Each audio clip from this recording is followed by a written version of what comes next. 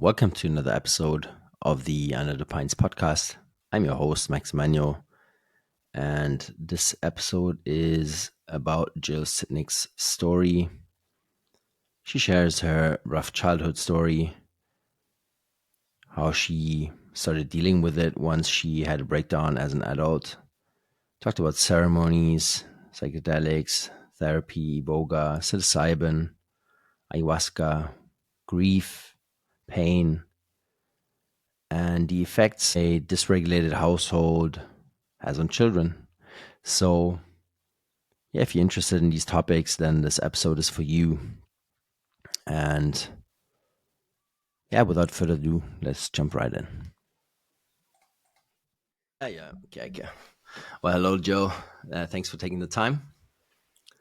Max, thank you very much for having me. Yeah, pleasure. Maybe first of all, like you went through your little journey. Everyone has a bad childhood and some people have worse, and everyone has that trauma to carry. Even those that think they had a beautiful childhood, there was always stuff that happened that stuck in the subconscious, right?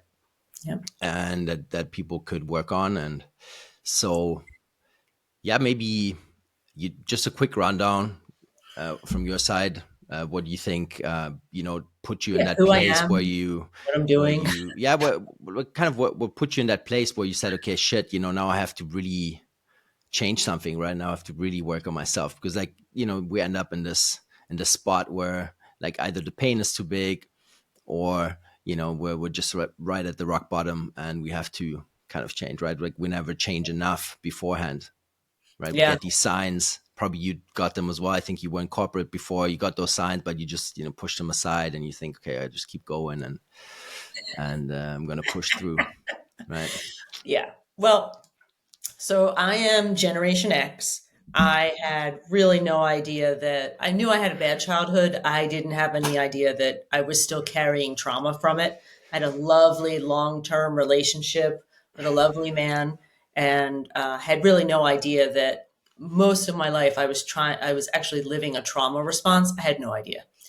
So my partner passed away, and about 18 months after his passing, when the widow's fog started to die down, I wound up getting a work email that was a level 1 in terms of stress, but I had an abnormal PTSD reaction. It was just a trigger of, I'm not safe. Something's happening at work that I don't want to have happen. And I'm going to lose my job. I'm going to lose my house. I'm going to be living in my car with my pets. And this over the top reaction was in my body. I mean, it was almost like I was standing on the ledge of the Grand Canyon or a really high building, and, heart pounding, sweaty palms, shoulders up to my ears, not sleeping well, not eating well. And these behaviors went on for a couple of months. And when I couldn't shake it, I didn't understand what was happening. I just knew things were getting bad. I was constantly afraid when there was no reason to be afraid. And so I contacted the therapist who had helped me with my grief work. I had gone to a therapist after Carl passed, kind of helped me through that. And turns out, when I started talking about some of my childhood stuff that came out when I started paying attention to my body, my therapist, I think her eyebrows went up to her forehead, like up to her hairline, when I started talking about, my mother's suicide, my dad's beatings, being thrown out of houses and things of that sort. She diagnosed me with the PTSD, and very long story short, I looked at the trial information for MAPS.org, which is the Multidisciplinary Association for Psychedelic Studies. And at the time, they had done 2 clinical trials with people like me with PTSD and the psychedelic MDMA. And on average, 2/3 of the people who went through 3 cycles of MDMA therapy, 2/3 of them no longer qualified for a PTSD diagnosis. And my therapist, turns out, she was training to become a psychedelic assisted psychotherapist at the time. So I got to not only work with my trusted therapist, I also got to work with her mentor in the program, who at the time was a medical doctor. So I had medical grade MDMA. I had two amazing, well qualified people. And after, same way with the research, after three therapeutic journeys over the course of a year, I no longer qualified for a PTSD diagnosis. And so that's why I'm here talking to folks like you to just explain the process so people can start to understand that psychedelics are not the horrible, horrible things that we've all been taught that they are. Mm. Yep. Have you used anything recreationally up to that point? Or was that the first time you got in touch with it? Well, it turns out I had used ecstasy once and not really known what it was. Mm. But I tried pot once when I was in college. I Yeah. tried smoking when I was a teenager. My brain was the thing that kept me safe from my parents. And so there was really no interest for me to mess up my brain, which is what I had always been taught drugs were going to do. Mm. So I was actually pretty scared coming into the very first therapy session because I really did not understand what it was going to feel like, what it was going to be like. Was it going to be like ayahuasca? What was going to happen? Was I going to throw up? I had all these questions and Mm. none of those things happened. So yeah, very little experience. Okay, okay. Yeah, interesting.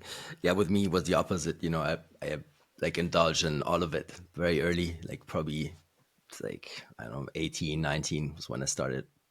But Yep. yeah, I get it. MDMA is an interesting substance. MDA also Yep. definitely, I think, opens up something, right? Surely not if you dabble in it without intention. And we can talk about intention as well, because I think that's the main part, right? Like, and also, of course, right, drinking, on the side, right, which is kind of what happens when you take drugs on the weekend. You drink and you take, it's a drug in that sense, right? Like you just indulge in Oh, it. okay. You I'm see, following you now. you Yeah. see, and it's not with intention. It's not specific for a certain purpose, and Right. so it completely shifts once you understand that, and once you go into it and you prepare properly. Mhm. See, because you mentioned ayahuasca, or I did an Iboga ceremony just recently, and it's I love Iboga. yeah, Yes. it's very different, very different approach, obviously, right? Because then it is medicine, can be medicine if you open up, if you prepare, if you have the intention, if you set the intention, if you have the right guide, if you have the right people around you, the right setting, if you Yep. do the integration, which is also big, Yep. because people Yep. overdo it, right? They get into these cycles. Oh shit! Now I have to do it every week. Like I feel so good, and then they get addicted to Oh the yeah. No. process, right? Yeah. No. But No. take me. So you only had like 3 sessions, I think I read, and Right. you already think that you made it through. Do you feel like it's an ongoing process, or do you think you're kind of where you want to be? Did. I was marinated in abuse and neglect for over 19 years. The the lesson, the PTSD kind of remission or healing was getting me to a point, or it got me to a point where I was no longer suicidal. I no longer had this hyper vigilance that something bad was going to happen to me. As a toddler getting beaten by my father, toddlers can't understand that their caregivers aren't actually good caregivers. And so they turn things on themselves that there must be something wrong with me. And Mm, the way my brain did it was the universe must be against me. The universe hates me. There's always something bad around the corner. And so after those three sessions over the course of a year, when you talked about taking time for integration, my integration times were anywhere from 3 to 5 months. So a lot of time in between journeys. It was all about at the end of that year, no longer being afraid of the universe and knowing there was a future. With that said, after that diagnosis, about 8 to 10 months after that, I did meet with my doctors again. We did a psilocybin journey. It was like residual fear, not on the level of PTSD, but just kind of like, yeah, why do I feel uncomfortable? And then my doctors moved away, and I wound up investigating other medicines and how they work with trauma through psychedelic tourism. And I just joined Third Wave's psychedelic coaching program. We just had our intensive in Costa Rica.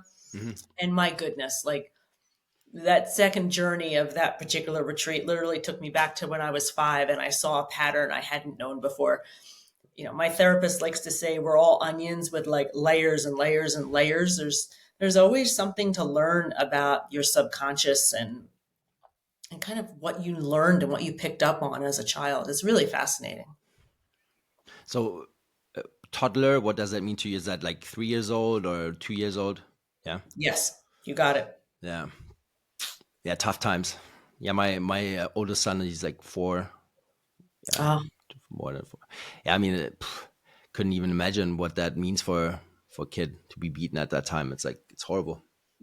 yeah. But Yeah, yeah, they don't know what to do with it. They don't no, understand it. Yeah. no, not at all.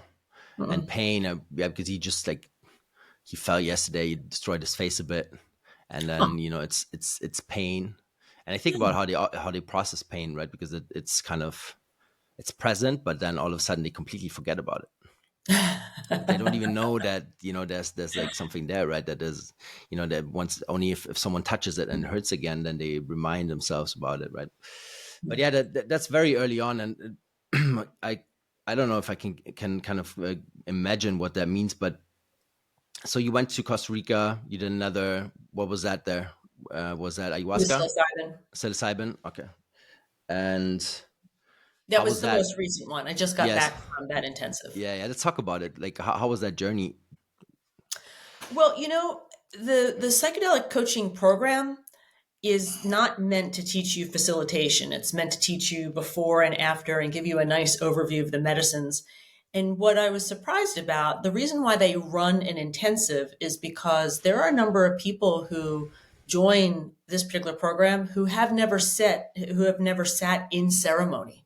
And in ceremony meaning taking a psychedelic, usually mushrooms or ayahuasca, kind of together, or even iboga. I did iboga in ceremony, and so it was a new experience for a lot of the participants. You're in a room with 40 or 50 people, easily 5 to 8 facilitators, making sure everybody is safe. Beautiful live music, making sure you have an initial dose and then a booster dose, pre and post conversations. I've been on a number of psychedelic retreats, and sometimes a retreat will just kind of throw you in the deep end with the medicine, and other retreats will kind of lead you along with, breath work exercises, meditation, yoga, and community building. And this particular program was the latter: community building, breathwork sessions, small dosing just to get a feel for it, and then moving into ceremony. They did a really, in my opinion, they did a very nice job of introducing a lot of concepts to folks who needed to understand how a medicine ceremony would work. Mhm. Do you think it's for everyone? No, psychedelics are not for everyone. No, no. If let's be serious for a second. The research right now says that if you have any sort of phobia, if you have any sort of personality disorder, or if you have a history or your family has a history of schizophrenia, you should avoid psychedelics. That's what the research says right now. Remember, psychedelics can amplify. So if you have a personality disorder, I'm just pulling like OCD out of thin air. Psychedelics can potentially amplify that particular issue. So it is not a universal cure in any way, shape, or form. And there are different psychedelics for different issues. The same way there's different keys for different locks. So don't go into a 5 gram mushroom journey, a hero journey, because you're trying to, deal with a psychosis kind of issue. Like, don't do Hmm. that. Absolutely do your research. And I also think, too, that people have to be ready. So, mindset, kind of how you're thinking and where you are. A lot of the stories you hear, the bad stories around psychedelics, is somebody really wasn't prepared for what the psychedelic was. They may have been on another substance. They may have had a diagnosis, and they weren't in a safe place. What I'm talking about is a medical procedure. I had 2 doctors in a safe room with months of talk therapy in between. So I was fully screened. So yes, I'm a proponent of if medicine can work for you, use it. But the same way that there's all that legalese at the bottom or at the end of commercials from pharmaceutical companies, you should avoid this if XYZ. Same thing applies with psychedelics. There's some folks that should absolutely avoid them. Yeah. I think you should listen to your calling, right? Like if it calls you, see if it is a fit. If you just want to force it because like everybody's doing it, then you should definitely not.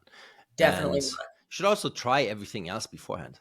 I repeat that many times on this podcast. I think it's very much not the first kind of It thing to shouldn't be do, the right? first choice. Right. I had months of talk therapy and I was on Wellbutrin Hmm. during my PTSD diagnosis. Those things weren't working. Hmm.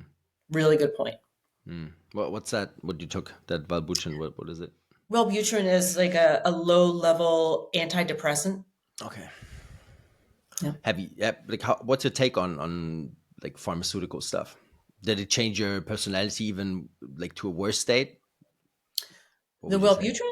Yeah, for example. Oh no. No. Wellbutrin is very for me. I tolerated it beautifully. Hmm. Um, it was originally given to me because of the grief work, to be honest, to kind of level out the grief work. And when it came to the PTSD cycle, my body's trauma just overwhelmed the Wellbutrin. I don't think Wellbutrin really stood a chance with the level of trauma I had. Hmm. Yeah, I took quite a lot of pharmaceuticals. I also had like a phase many years ago where I was in so much pain, so I took a lot of Tilidin. I don't know if you guys have that over there. It's like an opiate, fairly strong. Okay. And I remember like yeah, it said like don't take more than 7, and I was already taking like 15 or so, Oh and it gosh. just wouldn't work. Just like the pain Oh, was still there, and because it was a different pain. It was nerve pain. It was an inflamed nerve, and so all oh, that stuff that kind of is from the pharmacy. I'm very cautious with that, and yeah. in a lot of sense, it probably doesn't work. Right, like also tried a lot of medication in terms of ADD, ADHD stuff. Yeah, Oh, yeah. So okay. that, for example, completely changed my personality. I Oh, would never take that again. It's very nasty stuff. Yeah. oh, that's But interesting. then you hear other people and they say, okay, it's it kind of makes me take part in society, and then I always say, yeah, well, are you yourself, or is that the person that you kind of want to portray towards other people, just so Oh, you're functioning, right? Because it is yeah. it's like that two-edged sword, right? I guess it can be. I didn't have that experience with Wellbutrin. Wellbutrin just kind of numbed the pain. It allowed Mm, me to move forward without the constant grief of losing a partner. Somebody gave me the analogy of being stabbed while losing a leg. So the healing is you have to heal this gaping wound in your chest and regrow a leg. You have to learn how to live while still healing that pain. And so using that analogy, the Wellbutrin for me kind of made the healing of that stab wound more tolerable mm, is really how it played out for me. But hmm. certainly not everybody's experience with that particular antidepressant. Yeah, for sure not. Yeah. And Iboga, what was the intention there? Oh my gosh. Mm, So I worked with Iboga in May and I came to that retreat. Really, I had done several podcasts and people had talked about Iboga mhm, and had mentioned Iboga Soul, and that's where I went. Da, da, da. And I live in a college town. The most dangerous thing is you'll pay too much for a candle. mm, Like it's very safe. And I literally can walk to town. And I found that I wasn't. And there was something uncomfortable. And I went to that retreat saying, I want to understand and I've been here for 2 years, why am I uncomfortable where I live when it's incredibly safe, right? I'm so lucky it's safe. And Iboga showed me how I was still carrying the the feeling of being a target of my father's beatings. mm, That there was in my head just me walking around made me a target for violence. And I said to the medicine, Iboga is a really interesting psychedelic in that you can talk with it. And I know that sounds a little odd to people who maybe haven't worked with psychedelics or haven't worked with Iboga, but you can navigate your way through psychedelics. And so, in talking to, when it showed me this pattern of like my whole life of all the times my father kind of targeted me out in public and like showed up and I wasn't expecting, and, had kind of tried to kill my mother at a parent conference by choking her. Like he would just show up out of nowhere. And it showed me all these examples and how I got this fear. But I said to the medicine, I'm like, look, my father has passed. I'm ready to move beyond this. I'm not a target anymore. And the medicine, I love the imagination that comes with medicine. Is the medicine actually gave me this vision of like all these cute little laser beams. And the medicine was like, okay, we're going to get rid of those memories. Maybe not get rid of the memories. We're going to get rid of the emotion from these memories. It was adorable. And I was an English major. I love imagery. I do have a ridiculous imagination. It won't work like that for everybody, but that's the way it worked for me. And I came out of that journey like, oh my gosh, is this how people feel? Like just kind of comfortable and safe just by existing? I don't know if I had ever really felt safe by myself. So it was fascinating. Iboga, I'm actually going to go volunteer to help at a retreat to understand from a facilitator standpoint how Iboga works. I found it a fascinating medicine, and it's a beautiful medicine for some folks with like opioid addiction. I learned that.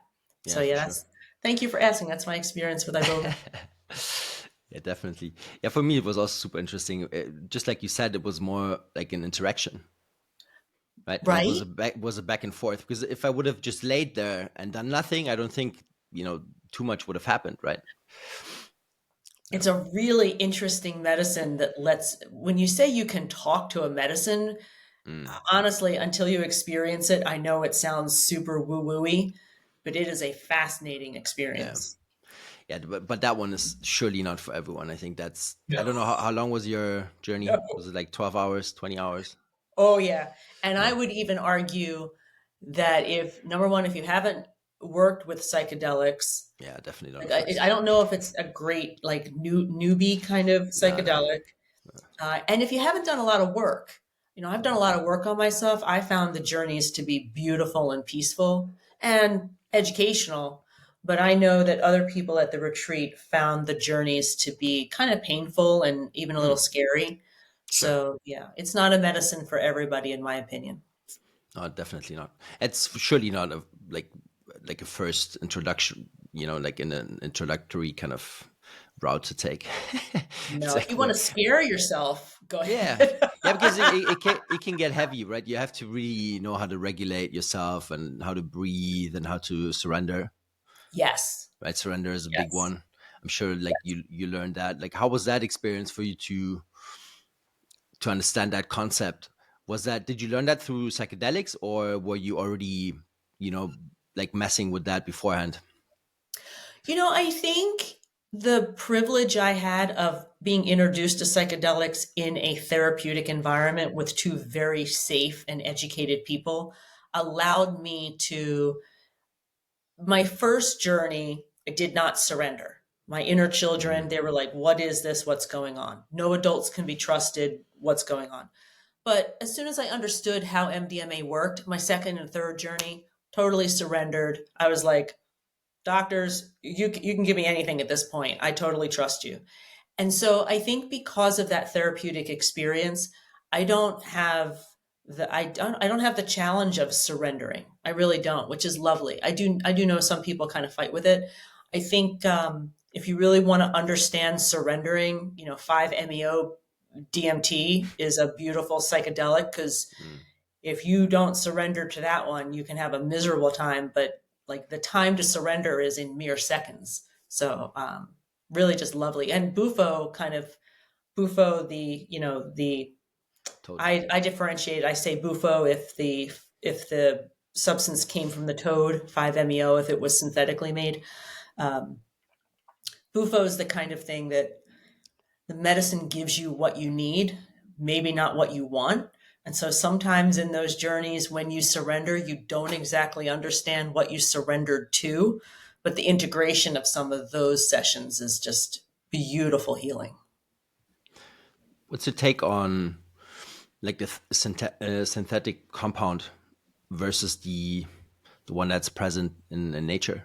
Like, do you think there's a big difference? Do you think there's more connection to source?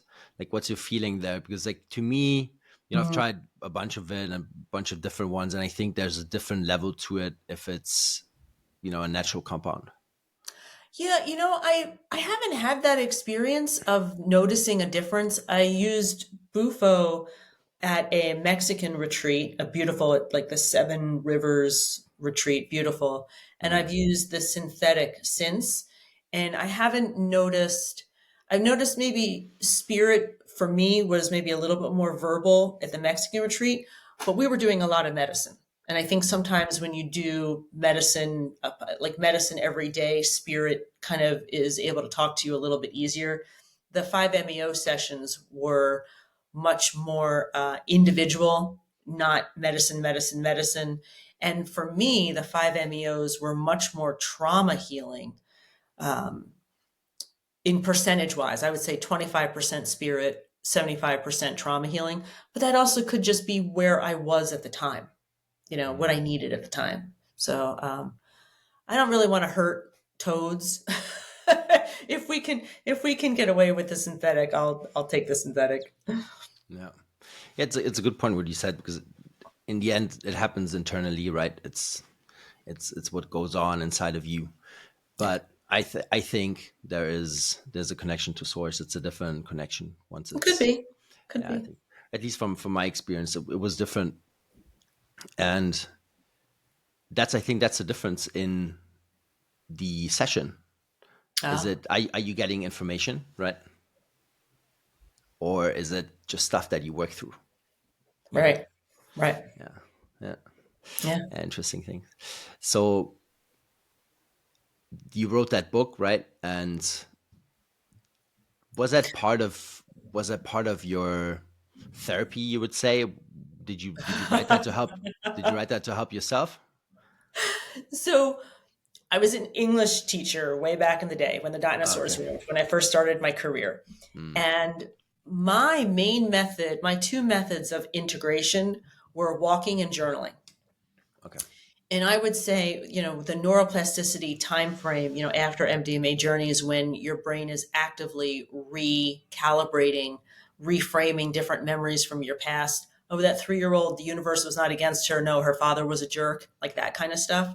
It was helpful to journal because I could journal repeatedly.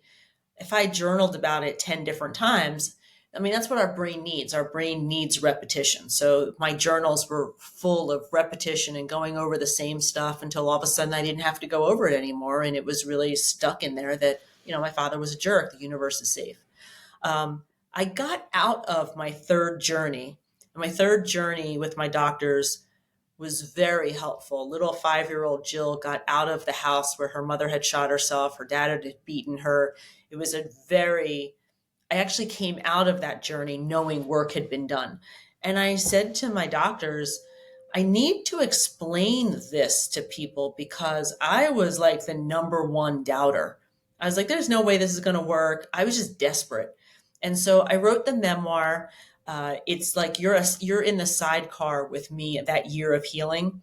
And what I'll say is that people who have experienced some sort of child abuse, they get the book. They're with it. They get it. People who had great childhoods or never experienced childhood abuse, they're kind of like, this is a little repetitive. And I'm like, yeah, that's kind of how the therapy works. And so you might look at it and say, this is a little bit boring. Why is she talking about this again? That's the way the therapy works. That's the way our brains work. If you think about the reason why we use flashcards, Mm, repetition, learning, you have to unlearn the trauma. And so, yeah, that's why I wrote the memoir. I assumed in the States that MDMA therapy was going to be approved in August. I really did. I mean, for months, people, it was a real surprise when the FDA delayed, trust me. And so in my mind, I wanted to give people kind of a, hey, this is what it's like. If you had child abuse and you go through this therapy, here was my experience. That's why I wrote it. So a lot of reframing as well, I assume, right? How was that? If you want to talk about that, and then probably compassion comes also into that, because I think to really, open up that space, like you have to show compassion for the people that hurt you in that space, right? Well, Yeah. what's interesting is that I had never thought about my parents' life before they had me. Mm, And it's an actual sign of child abuse or PTSD when someone does not talk about their childhood. Neither one of my parents talked about their childhoods. I mm, never knew that as a red flag. I didn't know any different. And in one of my integrations, I was walking my dog. That's what a lot of my integration was, walking. And I started that level of compassion. This is how my mother treated me. How was my mother treated? How was my mother's mother treated? And yeah, that year was the first time I started to actually have compassion for both of my parents, that they were trauma survivors who didn't get the help they needed, and they just passed along generational trauma. yeah, Um, and I feel really bad for them now. I don't necessarily excuse a lot of the behavior that my mother was more neglectful because of her own issues. She was never overtly mean or cruel. My father was overtly mean and cruel for most of his life with most people, especially females. So I don't necessarily excuse his behavior, but two things can be true. I can feel bad for him that wherever he grew up or however he grew up probably was not great. did you ever find out what his childhood was and how it was? Never. No, everyone has pretty much passed. Okay, so no grandparents, like you don't remember any stories. Yeah. No. Yeah, it's that generational trauma. Like it just gets passed on until it gets to a person that's going to stop it. I mean, in my family, it's me. In your family, it's you, right? So that's a beautiful thing about this generation, about these times, because we have these opportunities to talk about this, right? Like you can travel to Yeah. Central America and take care of it. You wouldn't have known about it if there wasn't the internet, probably, right? Because Right. like what are the odds that you're gonna be in the same town as a person that's doing this therapy? Absolutely.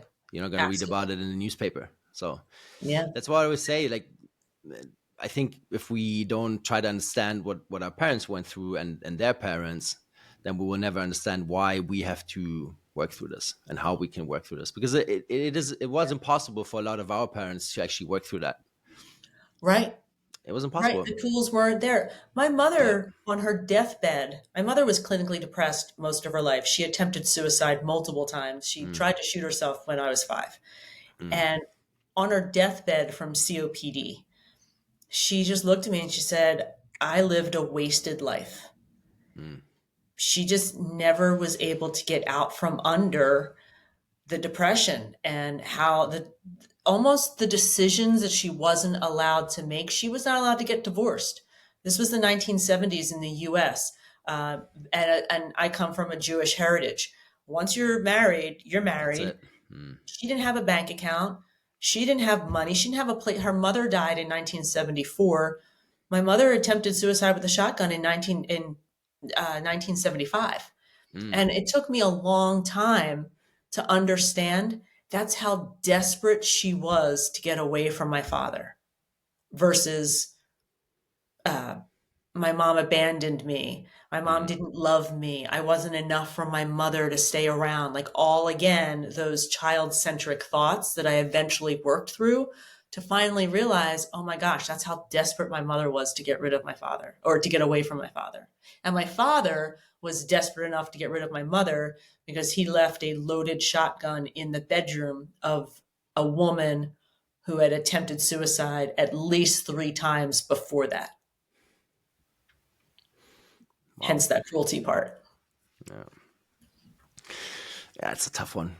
I just Yeah. had that conversation briefly with another therapist long time ago. It was about pedophiles, right? Because I Yeah. always say I can excuse everything, but like if you touch kids, then I have a big issue with that.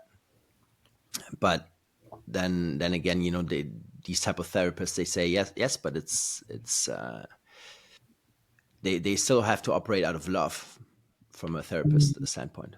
These people are hurt, they're deeply hurt, and they probably were a victim of another pedophile in their childhood. I think like the percentage is super high, for example, right? And just to take an example, and when you take it from that side, I mean, I cannot, I cannot understand it why someone does it, and let's see, maybe that's stuff that I will work on and show some Right. compassion on that side too. But it's fucking difficult, like Hard. because like how the hell you go down that route, even when you know that pain that you carry, you pass it on to someone else, right? Like because they are conscious of it, I would Yep. say. It's a Yeah. tough one. It is generation trauma. I'm really glad, the younger generations are starting to even have an idea of what that is. I didn't know. I didn't have any idea what that was Yeah, growing up.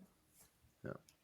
What are some of the rituals and habits that you incorporate in your daily lives to to not go back in your old ways and to kind of stay focused on the present? I'm a motion person, so I'm Mm. not a great meditator. If I meditate, I definitely do it via some sort of visualization. I'm definitely an active person. I need to get the energy out of my system. And I don't know if your audience is super familiar with internal family systems, IFS. Yeah, for sure. Okay. I love IFS. I have an IFS protector meditation on my phone. I pop that in there. I have an IFS annoying person meditation. Yeah, but talk about that. Like, what is it, and why is it on the phone? Oh my gosh. So okay, I will butcher this. Level 100 IFS, internal family systems, is that inside of us we have different quote unquote family members that kind of keep us going. I had an overworked part, and we call them parts. I had an overworking part that was on a treadmill that would never stop, and that Mm. overworking part was just afraid and needed security. And I've had other different parts. And so using my imagination, I kind of picture them. I've got like an Amazon warrior part when I'm ready to fight, da, da, da, da, right? What what internal family systems basically says is that you're not getting rid of any parts. A lot of those parts came from a particular childhood age. And so if that part is in some way making you do a behavior, you get triggered and maybe you yell at somebody and you're like, I really shouldn't have yelled at them. Like, why did I do that? You can use IFS and you can kind of sit for a moment and where in your body did you feel the need to yell? Usually there's some sort of physicality attached to it. You might have to concentrate a little bit.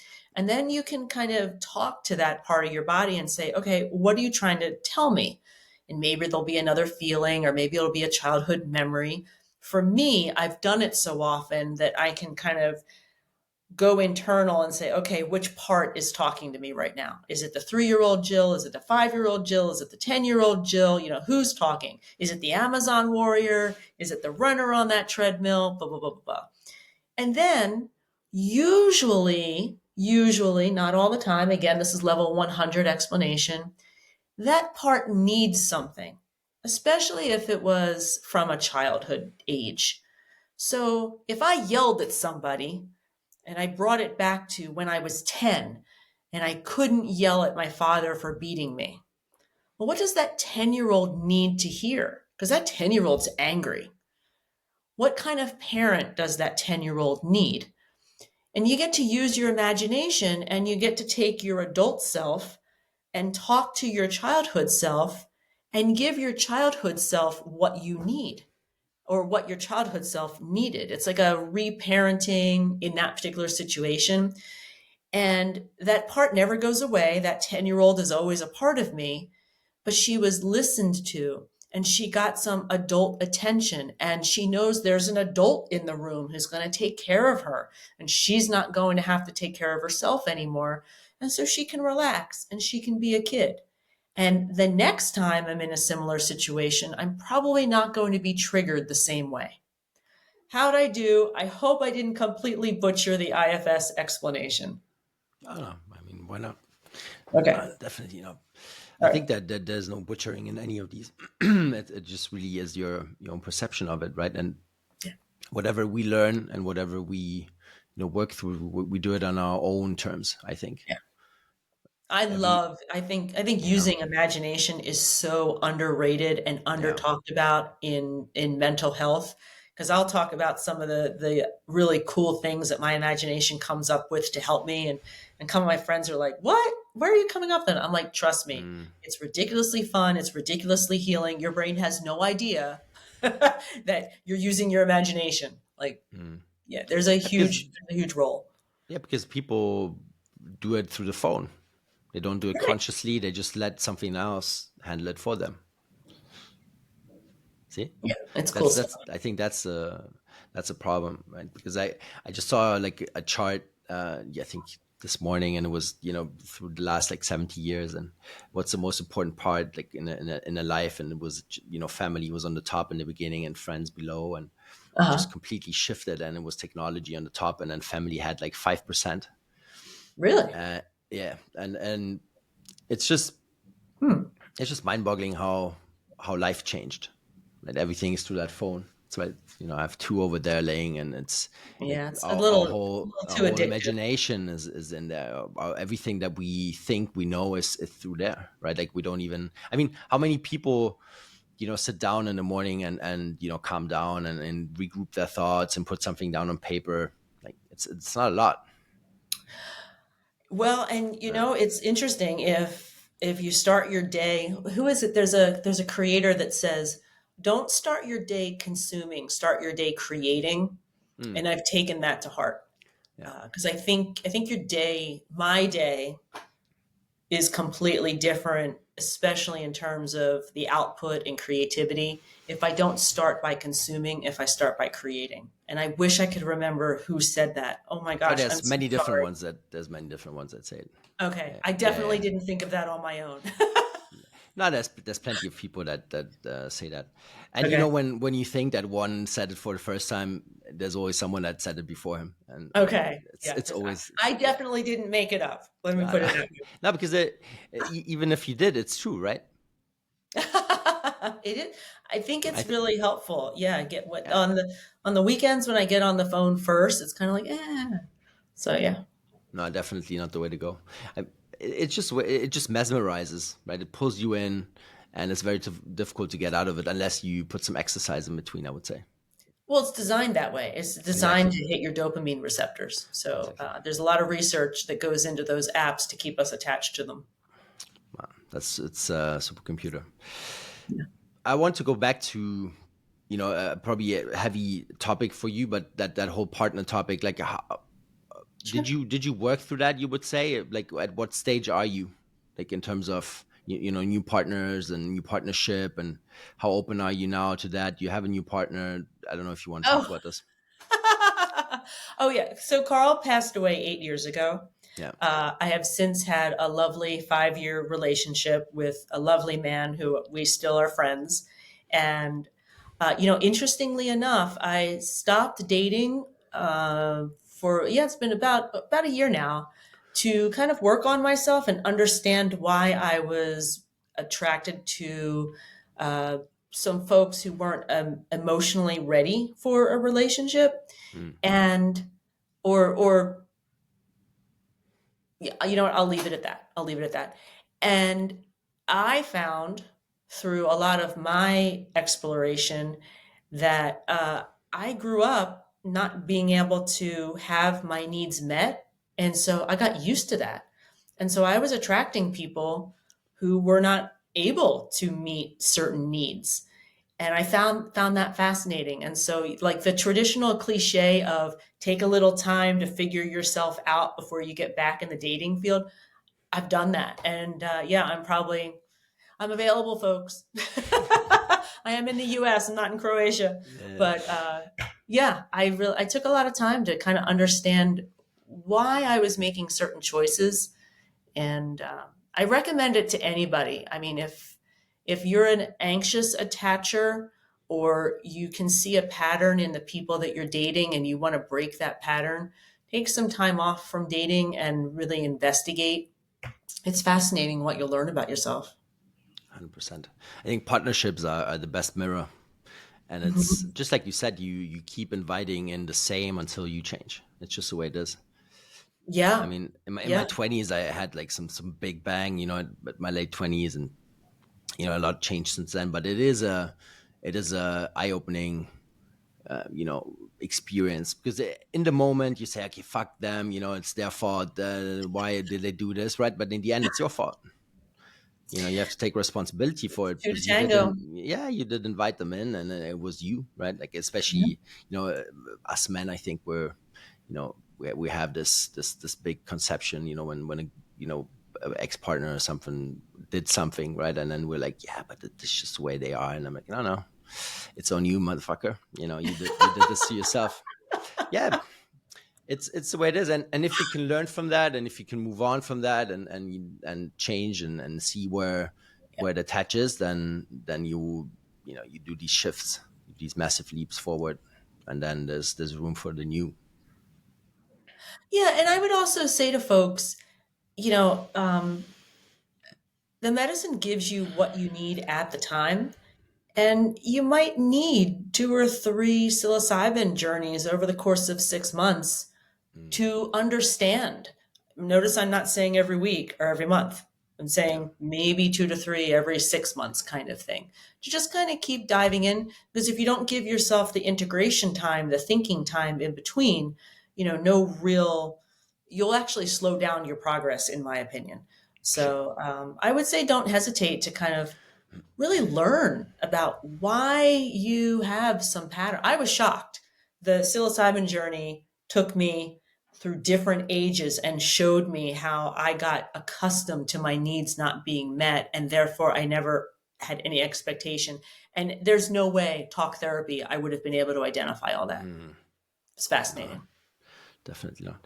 Yeah, my I think LSD therapy was, yeah, it was a year, pretty much a year before the second whatever therapy I did, right, or whatever session. So I Oh, had 1 year of integration time, and just like you said, I think it's a lot about understanding. It's a lot of stuff that works in the background, yeah. and then you're just a different person, and all of a sudden you see stuff differently. But if you jump from one to the other because it's cool and it's a nice trip, right? Yeah. You're not You're gonna not get going to make there. as much progress. Yeah. No, no, because you even hinder progress. I think it's counterintuitive, and in some ways as well. Like you kind of move sideways instead of forward, and I think it also hinders progress for sure. Like, and in the long run, even I would say, because I you like the kind way of you said that. overstep. You'll move, but you'll move sideways instead of Yeah, forward. I like yeah, that. yeah, Yeah. yeah. Because you're overstepping process and processes.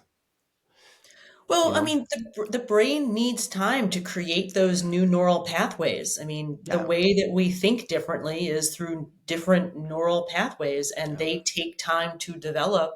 And so, if you never give yourself that time, it's like building a highway. You can't drive the highway and expect the highway to be stable unless you've given it time to be built. Mm. I think even on a soul level, that those Mm. parts take even longer. Oh, It's yeah, because that stuff that has to breathe. There needs to be space, right? yeah. There needs to be some calmness, some tranquility, and that's when it can work. I also had to work on my aura. After my LSD therapy, there was some holes in there, Your energy. Yep. and yeah, and that's a lot of people don't consider that, and then you move into the next and the next and the next, and then it just gets kind of opened up, and then receptive to a lot of negative, uh, Mhm. you know whatever's out there, Right. and then it gets really nasty. Yeah. Why I asked that before with the partners, because in my family I have some women that lost their men and they lost their husbands, and they were just completely They did the opposite from you. They kind of just closed up and that was it. And then their children, now they have the issue that they cannot, open up to any men, especially the women.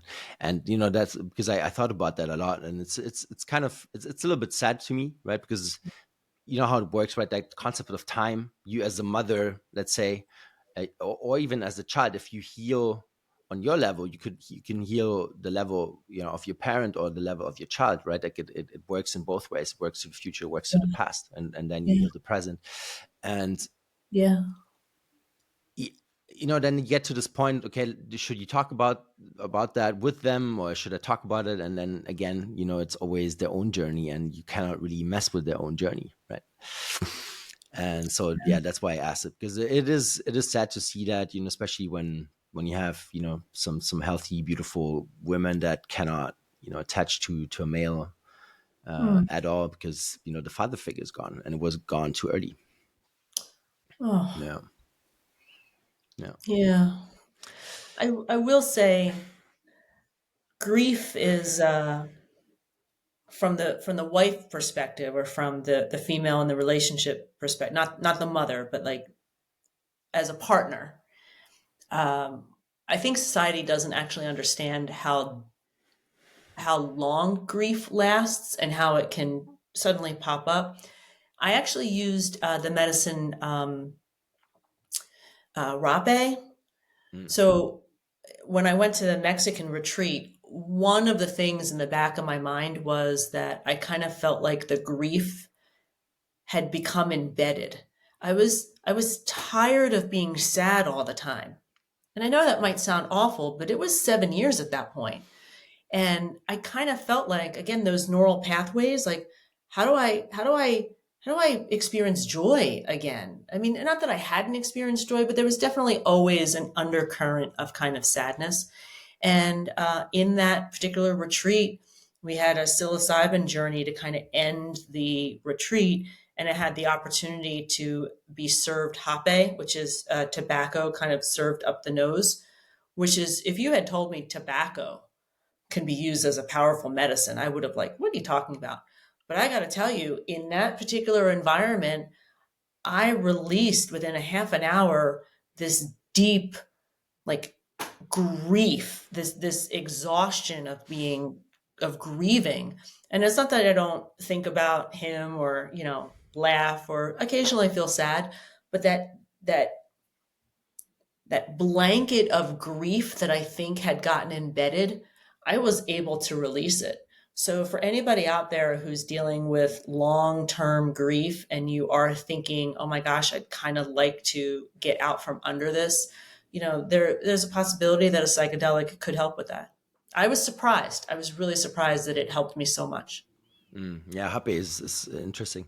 A lot of times it's used kind of as an introductory, Yeah. yeah, I don't Yeah. know, like session before the actual session, right? It opens Right. up, it It opens cleanses. you up. Yeah, it's a Yeah. cleansing process. Yeah. Yeah, I mean, I lost my sister last year, and talking about grief, it's, Oh, I sorry. think, yeah, I think it's an ongoing process, but I think you can always shift the way you feel it, the way you see it, the way you experience it, Mm, because you can always choose the perspective of, okay, now this person is gone, right? Or you can choose a perspective of, maybe, a person is in a better place now, always depending on what went on, right? And I always say, when you die younger than you're supposed to, let's say, yeah. then there was a reason for that. God Mm, said, your time is up, I would say, on this and in this incarnation. And so it's all yeah. good. I think it all has its place, and but nonetheless, it's not easy, right? But we all No. have these little bags to carry, and I think it's all good. That's why, Yeah. because there's always people out there that are nasty, and they try to fuck you off and stuff like that, and you never know what they're going through, right? Oh, yeah.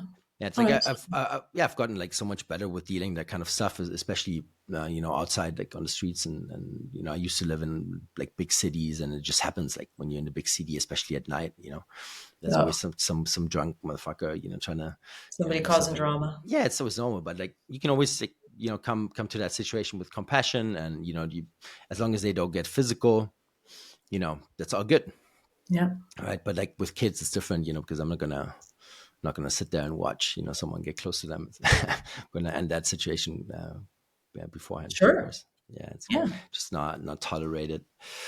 Yeah. So, what's your what's your plan for like this next phase in life? Like, do you want to just keep exploring like yourself and keep moving forward? Like, what are you working on? Like, where's your mind?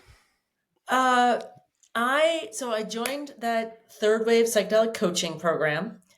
I'm not a therapist. A lot of times Yeah. people reach out to me because of my content, and I don't have the education or the resources to work with them. So I'm looking forward to expanding my network to be able to refer people out.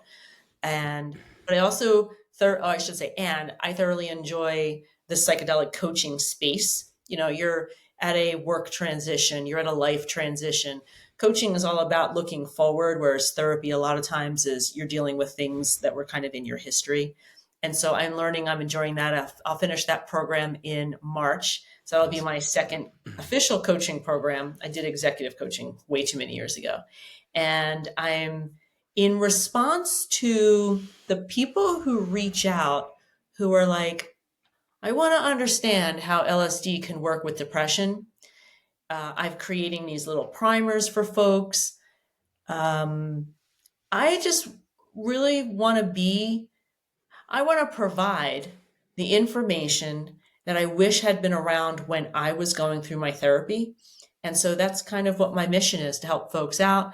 I'm probably going to be doing a lot more coaching in 2025 and continuing to travel, continuing to understand how the different medicines work with trauma, and being able to explain the therapeutic process of psychedelics for trauma. Hmm. That's my goal. It's my mission. So to be of service, technically, right?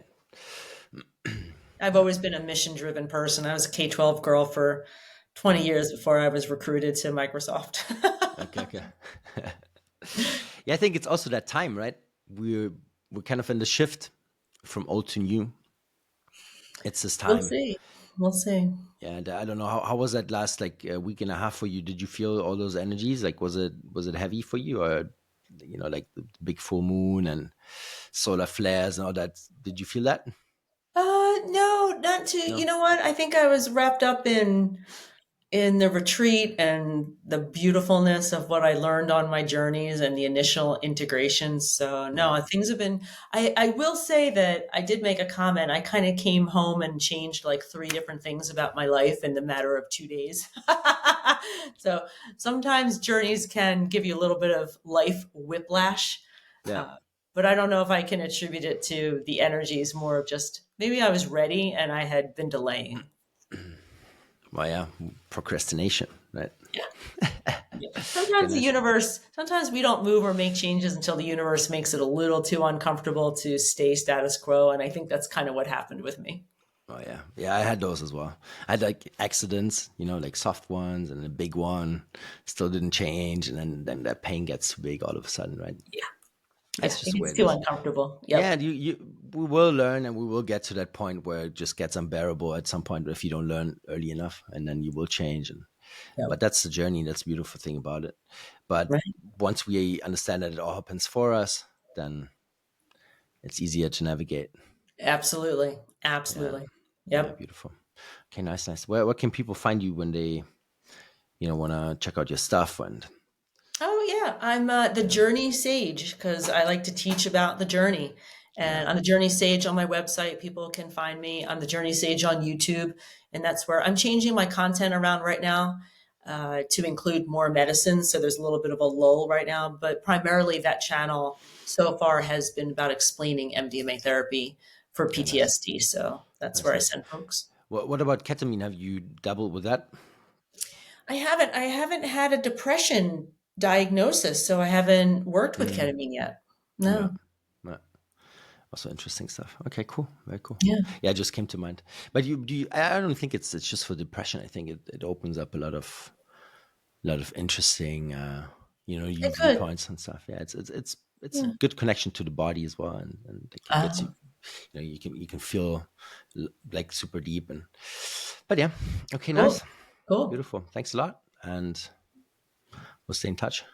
Absolutely. This is lovely Okay, chatting. Thank you very yeah, much. likewise. Thank you for watching this episode to the end. If you got any value out of it, I'd love to invite you to, send it to a friend, leave a review or a thumbs up as well. This will help the channel a lot. I thank you for that. And I sincerely hope I'll see you on the next one.